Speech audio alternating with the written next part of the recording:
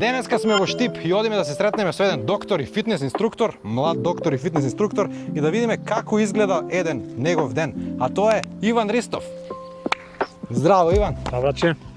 И двајцата сме од Штип, така да мислам дека полесно и поопуштено ќе ни биде да се избореме на штипски. Нормално.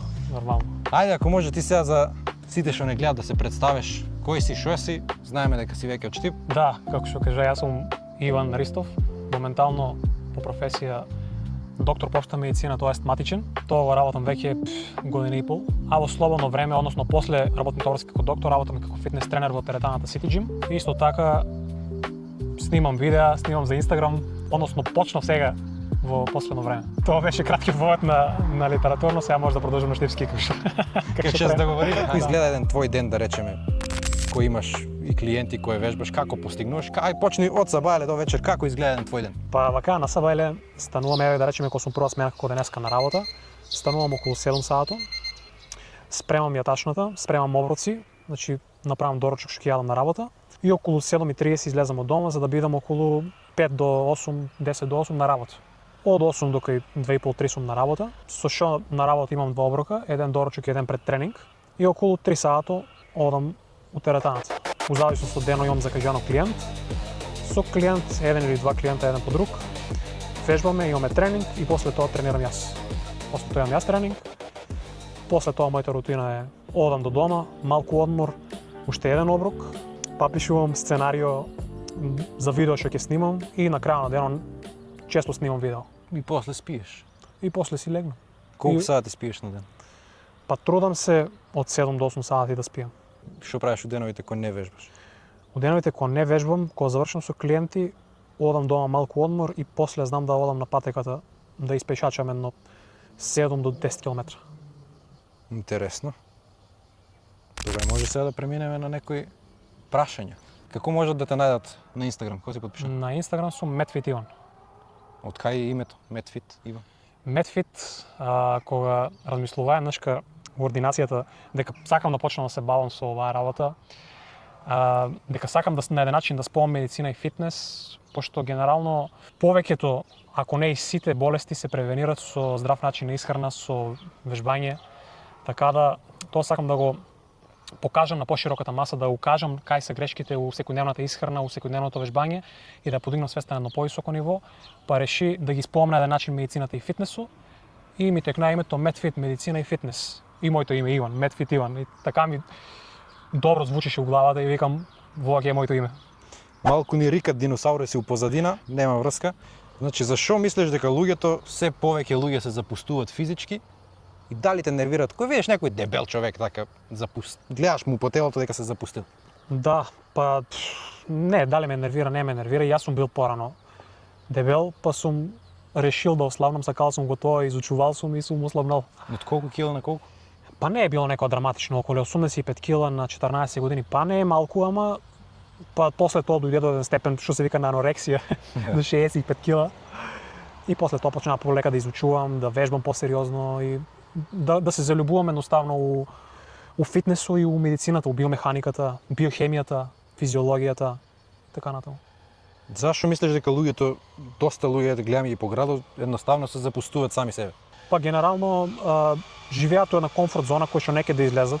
Убаво им е да јадат сендвичи, едноставно и ако така сметат дека треба така, не е погрешно тоа, ама тоа ќе дојде на наплата кад-тад. Дали за 5, дали за 10, дали за 20 години ќе мора да почнат со лекови на еден начин. Тоа што го сега инвестираш ќе дојде на наплата. Ако сега инвестираш у здрав живот, у здрави навики, и тоа ќе дојде на наплата, ќе бидеш здрав, ќе можеш да живееш нормално. Ако уште сега се упропастуваш, уште сега го уништуваш и срцето и крвните садови и црниот дроб, сега да не улаваме медицина, ама со најпрости зборови да го кажеме тоа мора да дојде на наплата. Значи, мислиш имат си некои своји навики, тоа е нивна комфорт зона.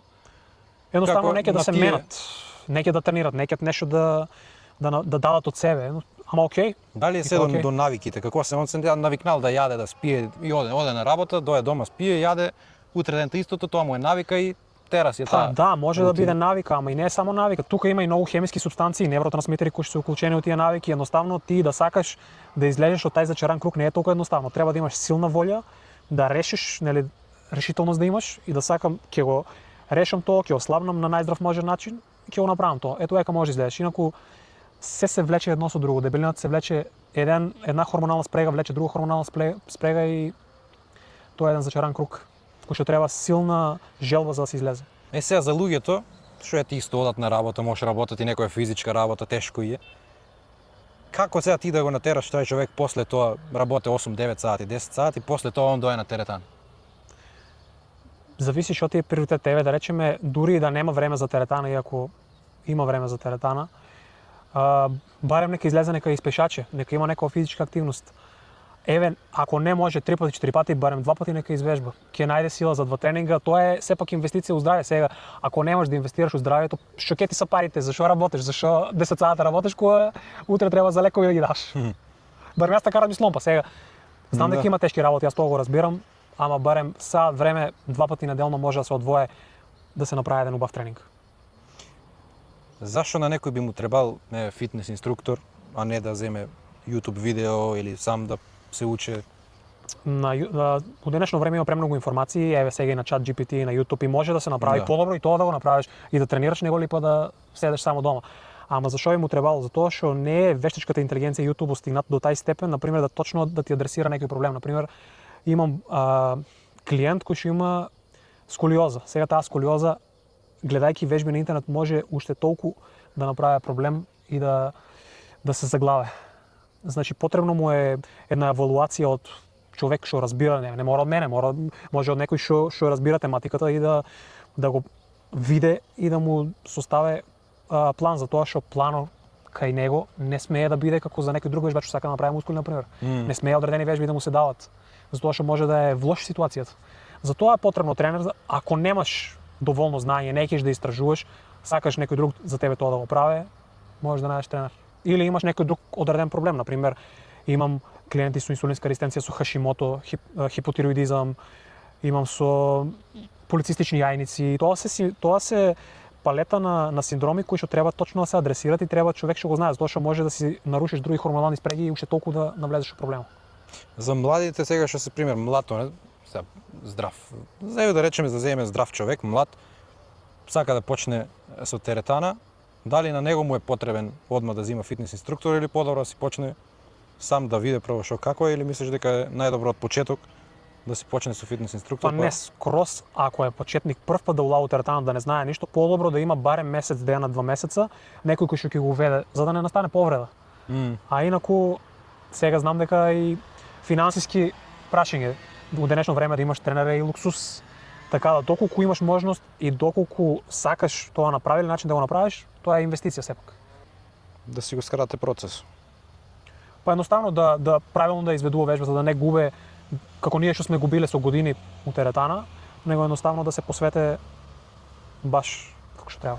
Дали е исто битно исхрана и тренинг или има нешто побитно? Побитна исхраната или побитен е тренинг? Па битно е и тоа едноставно, ама генерално исхраната треба да опрате тренингот. Како зајачува тренингот, така исхраната треба да се појачува, затоа што не е поентата да бидеме ние цело време на еден исти калориски внес. Например, сакаме да ослабнеме, ставаме на 1800 калории и тераме на 1800 калории. Него поентата е тие 1800 постепено да ја качуваме, метаболизмот да го образуваме. Значи целта е да јадеме повеќе храна, да го образуваме метаболизмот и телото повеќе да ни троши. И за крај последно прашање, кој совет би го дал на луѓето што сакат да бидат поздрави, не да бидат билдери, што сакат да бидат поздрави, да си водат здрав живот, кои совети ти би го дадел и кај да почнат?